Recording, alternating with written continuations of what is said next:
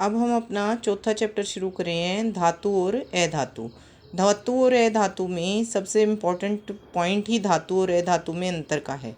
तो धातुएं क्या होती हैं? जिनके सबसे बाहर 1 से 3 इलेक्ट्रॉन होते हैं। उनके कक्ष होते हैं ना, KLMN कक्ष। तो उससे सबसे बाहर वाले कक्ष में 1 से 3 इलेक्ट्रॉन होते हैं। धातुएं ठोस होती हैं। सिर्फ पारा ऐसी धातु है जो कि ठोस नहीं होता, द्रव अवस्था में पाया जाता है। उसके बाद है घनत्व, जो है धातुओं का अधिक होता है। धातुओं का घनत्व अधिक होता है। धातुएं आघातवर्ध्य होती हैं। आघातवर्ध्य का मतलब है कि चोट मारने पर लंबी शीटों में इनको परिवर्तित किया जा सकता है। उसके बाद धातुएं तन्य होती हैं, यानी कि इनको खींचकर तारों में परिवर्तित किया जा सकता है।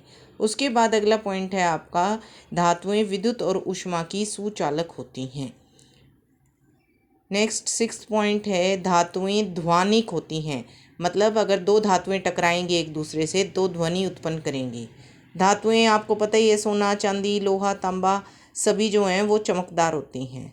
धातुओं का गलनांक और क्वथनांक बहुत अधिक होता है, यानी कि वो तापमान जिस पर वो गल के द्रव अवस्था में जाएंगी या उनकी भाप बनेगी, वो तापमान जो है वो उनका बहुत अधिक होता है।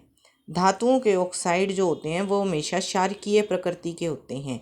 जैसे कि हमने मैग्नीशियम रिबन को जलाया था तो हमारा बना था मैग्नीशियम ऑक्साइड, वो धातु का ऑक्साइड था।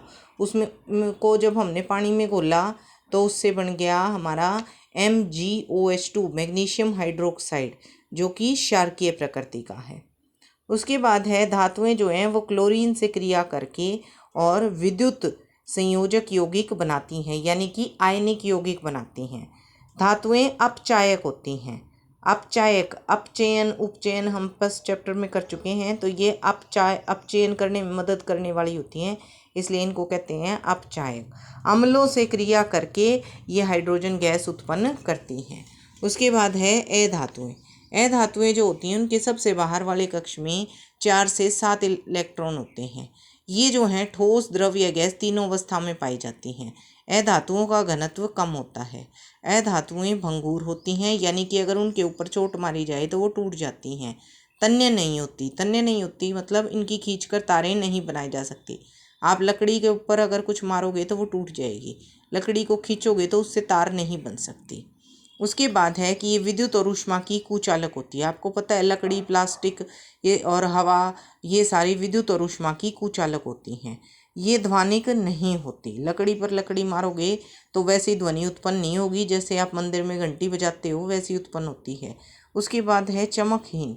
अधातुएं चमकहीन होती हैं, उनमें कोई चमक नहीं होती। अधातुओं का गलनांक और क्वथनांक कम होता है। अधातुओं के ऑक्साइड अम्लीय होते हैं या उदासीन होते हैं, जबकि धातुओं के ऑक्साइड कैसे होते हैं? क्षार